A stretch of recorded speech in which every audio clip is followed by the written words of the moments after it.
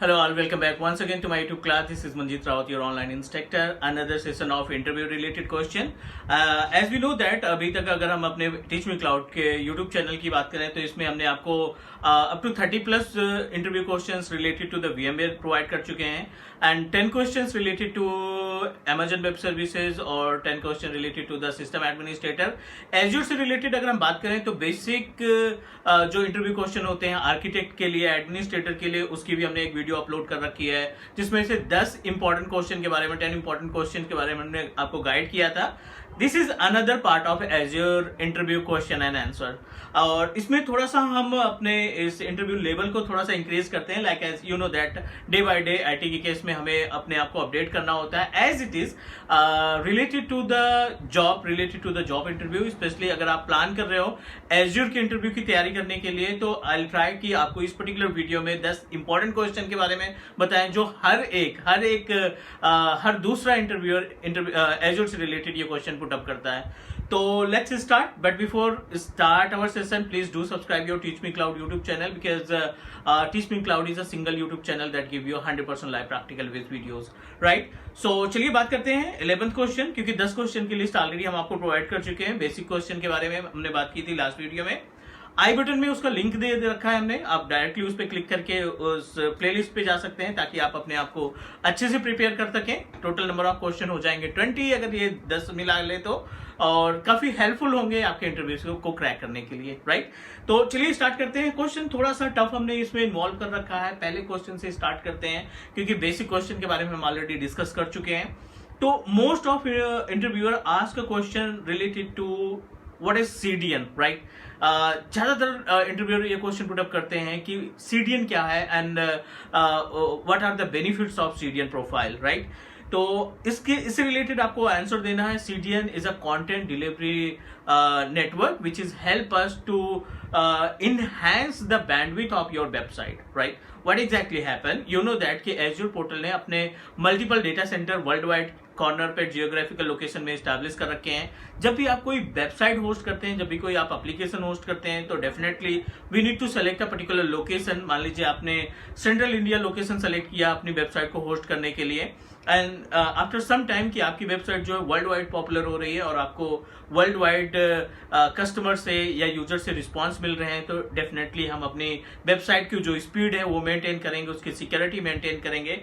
But in case of increase the bandwidth, अगर हम latency को लो करना चाहते हैं, स्पीड को इंक्रीज करना चाहते हैं तो सीडीएन प्रोफाइल को हम ऐड करेंगे. सीडीएन प्रोफाइल क्या करता है ना, आपकी वेबसाइट की, आपका जो वेब सर्वर इंडिया लोकेशन में एस्टैब्लिश कर रखा है, इसकी एक कैशे मेमोरी बना देता है हर एक डेटा सेंटर में. जो world wide data centre azure ने एस्टैब्लिश कर रखे हैं, हर एक लोकेशन में इसकी एक कैशे मेमोरी बना देता है और उस कैशे के जरिए जो भी कस्टमर्स होते हैं उस पर्टिकुलर लोकेशन के, वो आसानी से आपकी वेबसाइट को एक्सेस कर पाते हैं विदाउट हाई लेटेंसी. तो because you know that different server हर एक लोकेशन में स्टैब्लिश करना टफ है because you know that 65-67 different geographical location में एज्योर ने अपने डेटा सेंटर को स्टैब्लिश कर रखे हैं विच इज रियली डिफिकल्ट कि 65 से 67 सर्वर्स आप इंप्लीमेंट करें. उससे बेटर है कि आप सीडीएन प्रोफाइल को इन्वॉल्व करके अपनी वेबसाइट की स्पीड को इनहेंस कर सकते हैं. उम्मीद है आपको समझ में आ गया होगा. आप अपनी लैंग्वेज में आंसर दीजिए, कॉन्फिडेंस के साथ आंसर दीजिए कि मींस ये इंटरव्यू को फील आना चाहिए कि यस आपने प्रैक्टिकल परफॉर्म किया है and you have a sound knowledge related to the technical. Right, कि आपने प्रैक्टिकल इंप्लीमेंट करके देखा है सीडीएन प्रोफाइल का और आप जेन्युइन चीज डिस्क्राइब करेंगे. राइट, नो नीड टू कि कहीं से हम रट्टा मार के बताएं. आप जो चीज बोलेंगे अपनी लैंग्वेज में कन्वर्ट करके बोलें, बट टेक्निकल उसमें टर्म्स होने चाहिए. राइट, टेक्निकलिटी उस क्वेश्चन के आंसर में दिखनी चाहिए.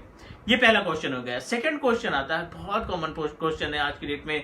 लगभग हर एक ऑर्गेनाइजेशन की रिक्वायरमेंट रहती है कि वो अपने डेटा का बैकअप ले, वर्चुअल मशीन का बैकअप ले, रेप्लिकेशन अपने वेब सर्वर का, सिक्वल सर्वर का एस्टैब्लिश करें. तो दूसरा क्वेश्चन ये पुटअप होता है कि which service of Azure portal can help us to create a backup and replication both. Means backup भी तैयार करे और रेप्लिकेशन भी तैयार करे. ऐसी कौन सी एज्योर की सर्विस है जो हमारी मदद करेगी.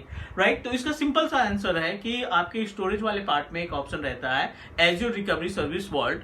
Azure Recovery Service Vault is one of important service that give us option to create a backup of our on-premises data, on-premises virtual machine, Exchange server it also help us if you want to create a replication, अगर आप अपने server का replication establish करना चाहते हैं या फिर आप अपने एप्लीकेशन वेब सर्वर का वेब एप्लीकेशन का रेप्लिकेशन तैयार करना चाहते हैं, तो उस केस में as a recovery service vault can help us. 2 question हो गए, उम्मीद है सारी चीजें क्लियर हो गई होंगी। आपको ये प्रैक्टिकल भी इंप्लीमेंट करके रखना है कि अगर आपको लगता है कि 10 दिन बाद आपका इंटरव्यू है या 15 दिन बाद आपका इंटरव्यू है, तो आप ये तैयारी तो करते रहिए आप इस वीडियो के जरिए, बट आप ट्राई करिए कि इसको इंप्लीमेंट करके देखें कि कैसे आप इस चीज को इंप्लीमेंट कर सकते हैं, राइट। थर्ड क्वेश्चन आता है कि for example it's a kind of scenario based question, क्योंकि जाहिर सी बात है जब आप लेवल बढ़ाते हैं L1 प्लस या L2 लेवल पे इंटरव्यू देते हैं एज्योर से रिलेटेड, तो जाहिर सी बात है सिनेरियो बेस्ड क्वेश्चंस भी आएंगे। तो थर्ड जो क्वेश्चन है, for example client establish our 2 different virtual machine in 2 different geographical location and each virtual machine is available in different VNet। दोनों ही वर्चुअल मशीन डिफरेंट लोकेशन में है, like one virtual machine created in central US and another virtual machine running in central Canada, right. And unfortunately दोनों ही instance different VNet में available है। So question is how we can make a communication between 2 different virtual machines which is running in different VNet and which is running in different geographical location as well। So simple सा इसका answer है, with the help of VNet pairing we are able to make a communication between 2 different VNet no matter your virtual machine is running in 2 different geographical location। VNet pairing same location के अंदर जो VNets है उनकी pairing करता है। Second, अगर different location है तब भी VNet पेयरिंग पॉसिबल है। इवन अगर आपके 2 डिफरेंट अकाउंट हैं, एज्योर अकाउंट 1 एज्योर अकाउंट 2, और उसके अंदर आपने डिफरेंट VNet बना रखे हैं, तो yes we are able to make a communication between each other. 3 question हो गए एज्योर से रिलेटेड, L2 लेवल तक के क्वेश्चन इसमें आप काउंट कर सकते हैं, ये आप बोल सकते हैं कि ये L2 लेवल का क्वेश्चन है। थर्ड क्वेश्चन आता है वर्चुअल मशीन से सिक्योरिटी से related, what is disaster recovery and how we can configure DR for any virtual machine. Procedure आपको गाइड करना है, we just need to open the Azure virtual machine. अब उस VM की प्रॉपर्टीज ओपन करेंगे, प्रॉपर्टीज ओपन करने के बाद आपको एक ऑप्शन दिखाई पड़ेगा डिजास्टर रिकवरी का, आप जस्ट डिजास्टर रिकवरी पे क्लिक करेंगे, it give you another option जिसमें से 3 डिफरेंट लोकेशंस होगी। एक होगी आपकी अवेलेबल वर्चुअल मशीन जहां पे आपने क्रिएट कर रखा है, current location of your virtual machine, available zones and selected zone. 3 different location आपको दिखाई पड़ेंगे और इन तीनों डिफरेंट लोकेशन में आप जो भी लोकेशन में आप अपना रेप्लिका तैयार करना चाहते हैं, डिजास्टर रिकवरी तैयार करना चाहते हैं, अपने VM की कॉपी तैयार करना चाहते हैं, आप सेलेक्ट करेंगे एंड प्रोसीड कर देंगे। It will take up to 15 to 20 minute, replica तैयार होने में 15 से 20 मिनट का टाइम लगेगा और रेप्लिकेशन बनने के बाद फेल ओवर एक्टिवेटेड हो जाएगा। जब भी लगता है कि आपके बेस मशीन में कोई इशू है, आप फेल ओवर पे क्लिक करेंगे, एक नई वर्चुअल मशीन रेडी हो जाएगी। तो डिजास्टर रिकवरी का ऑप्शन आपकी वर्चुअल मशीन की प्रॉपर्टीज में ही मिलता है। आप VM की प्रॉपर्टीज ओपन करेंगे और डायरेक्टली डिजास्टर रिकवरी पे क्लिक करने के बाद ये आपको गाइड कर देगा कि आपको सेकेंडरी लोकेशन कौन सी सेलेक्ट करनी है और आपकी प्राइमरी लोकेशन क्या है। उम्मीद है क्लियर हो गया। ये चौथा क्वेश्चन था। 5वें क्वेश्चन पे चलते हैं, अबाउट द लोड बैलेंसर। पहले तो ये है कि what is load balancer, azure load balancer क्या है और कितने पार्ट में इसको कैटेगराइज किया गया है, कितने टाइप्स के लोड बैलेंसर अवेलेबल है। बहुत ही बेसिक तरीके से आपको डिस्क्राइब करना है। Azure load balancer as per the name suggest, with the help of this particular service we are able to balance the load. ठीक है, ट्रैफिक को मैनेज करना है या फिर स्टैंड बाय में VM रखना है कि इन केस एक आपका वेब सर्वर डाउन हो गया, एक सर्वर डाउन हो गया तो दूसरा सर्वर आपका सारी चीजें हैंडल कर लेगा। And if we talk about the load balancers means types कितने हैं, तो टोटल जो नंबर ऑफ लोड बैलेंसर है which is categorize in 4 different part, right. 4 अलग अलग तरीके के लोड बैलेंसर आपको मिल जाएंगे, जिसमें से पहला है load balancer, normal azure load balancer, दूसरा है एप्लीकेशन गेटवे, तीसरा आप बोल सकते हैं एज्योर फ्रंट डोर और चौथा है आपके पास management network, right, Azure traffic manager. 4 अलग अलग तरीके के लोड बैलेंसर सर्विसेज आपको पोर्टल पे मिल जाएंगे। आप पोर्टल के एज्योर लोड बैलेंसर के ऑप्शन पे क्लिक करेंगे तो आपको normal load balancer, application gateway, application load balancer, application gateway बोला जाता है, एप्लीकेशन गेटवे, तीसरा है Azure front door and 4th number पे एज्योर ट्रैफिक मैनेजर। ये 4 अलग अलग तरीके के लोड बैलेंसर आप अपनी रिक्वायरमेंट के हिसाब से कोई सा भी लोड बैलेंसर सेलेक्ट कर सकते हैं। क्वेश्चन नंबर 5 हो गया। 6ठे क्वेश्चन पे चलते हैं। अगला क्वेश्चन भी हमारा सिनेरियो बेस है। For example, client want to protect our web server from robotic hits. Right. Client अपने जो वेब सर्वर स्टैब्लिश कर रखा है एज्योर पोर्टल के ऊपर, उस पर रोबोटिक हिट से उसको प्रोटेक्ट करना चाहता है। Robotic hits in the sense की जो फेक हिट्स आपके सिस्टम पे पड़ते हैं, मीन्स आपकी वेबसाइट पे पड़ते हैं और आपके वेबसाइट को डाउन कर देते हैं, उससे अगर हमें अपने वेब सर्वर को प्रोटेक्ट करना है तो कौन सी सर्विस का इस्तेमाल करना पड़ेगा या कौन सा ऑप्शन हमारे पास एज्योर पोर्टल में है। तो इसका सिंगल सा आंसर है azure DDoS protection. DDoS protection में अलग अलग प्लान है। आप एज्योर DDoS प्रोटेक्शन ओपन करेंगे, उसको क्रिएट करेंगे, प्लान सेलेक्ट करेंगे प्राइसिंग के अकॉर्डिंग, बजट के अकॉर्डिंग, और उस DDoS प्रोटेक्शन को आप अपनी वेब सर्वर से अटैच कर देंगे and protect our website from robotic hit और you can say that from fake hit. Question number 6 हो गया और 7वें क्वेश्चन पे चलते हैं। What is Azure hybrid benefits. बहुत ज्यादा क्वेश्चन पुटअप किया जाता है एज्योर बेनिफिट्स के बारे में। तो एज्योर बेनिफिट्स का जो मीनिंग निकलता है, एक्चुअली आपको क्वेश्चन सुन के मीन्स आप माइंड में आता है कि एज्योर बेनिफिट्स ये कौन सा वर्ड आ गया। कुछ भी नहीं है।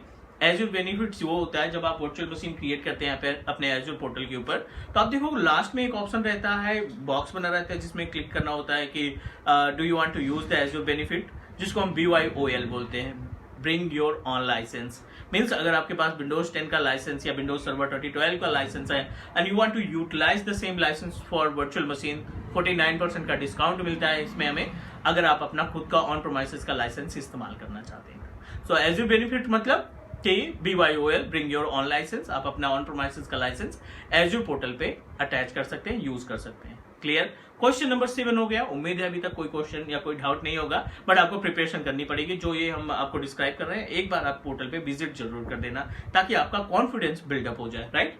नेक्स्ट क्वेश्चन, 8वें क्वेश्चन पे जाते हैं।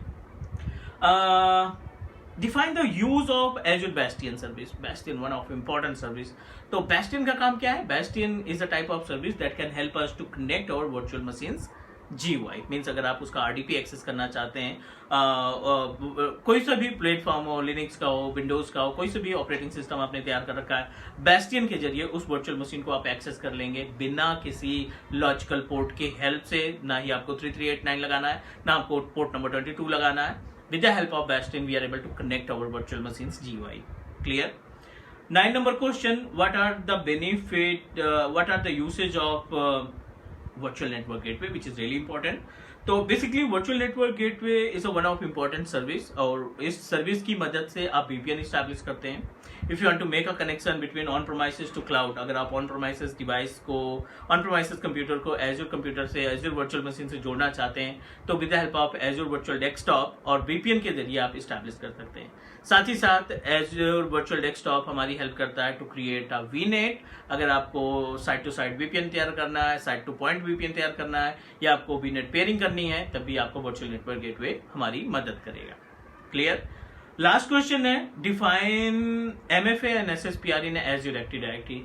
एज्योर AD से काफी क्वेश्चन आते हैं, तो हम एक और वीडियो क्रिएट करेंगे देन टॉप 10 क्वेश्चन, जिसमें हम केवल AD से रिलेटेड क्वेश्चन आपको देंगे क्योंकि बहुत ज्यादा इंपॉर्टेंट टॉपिक है। तो what is use of MFA and SSPR? तो MFA क्या है? Multi factor authentication, which is help us to create a second layer of security. Means एक तरीके से आप अपने मोबाइल ऐप में माइक्रोसॉफ्ट ऑथेंटिकेटर के जरिए एक अप्रूवल ले सकते हैं, या OTP आप अपने कॉन्टेक्ट नंबर पे मंगा सकते हैं, which is a security, right. MFA is a type of second layer of security which is protect our account. SSPR, as per the name suggests, self-service password reset, which is help us to protect our users password. Means in this case no need to coordinate to administrator. अगर आप password भूल चुके हैं अपने user का और SSPR service activated है आपके यूजर्स के लिए, तो definitely you are able to reset your password by self. So this is all about the top 10 interview question. 10 question हमने अभी कवर कर लिए हैं, और पुराने 10 क्वेश्चन मिला के आपके हो गए टोटल 20 क्वेश्चन हो गए। आप अच्छे से तैयारी करिए, प्रैक्टिकल पे इम्प्लीमेंट करिए, और तैयारी करने के सबसे अच्छा जो फंडा है ना आर्किटेक्ट और एडमिनिस्ट्रेटर का, आप सर्विसेज को कैटेगराइज कर दीजिए। स्टोरेज अलग कर दो, कंप्यूट सर्विसेज अलग कर दो, वेब एप्लीकेशन सर्विसेज अलग कर दो, AD अलग कर लो, स्टोरेज अलग कर दो, उनके अंदर जो ऑप्शन दिखाई पड़ते हैं उनको तैयार करिए। बाकी प्लेलिस्ट अपने पास टीच मी क्लाउड यूट्यूब चैनल पे है ही है, आप जाके देख सकते हैं, प्रैक्टिकली इंप्लीमेंट कर सकते हैं और अच्छा खासा सीख सकते हैं। आज के लिए इतना ही। Thank you guys, take care and please do subscribe your teach me cloud YouTube channel. Take care. Bye bye.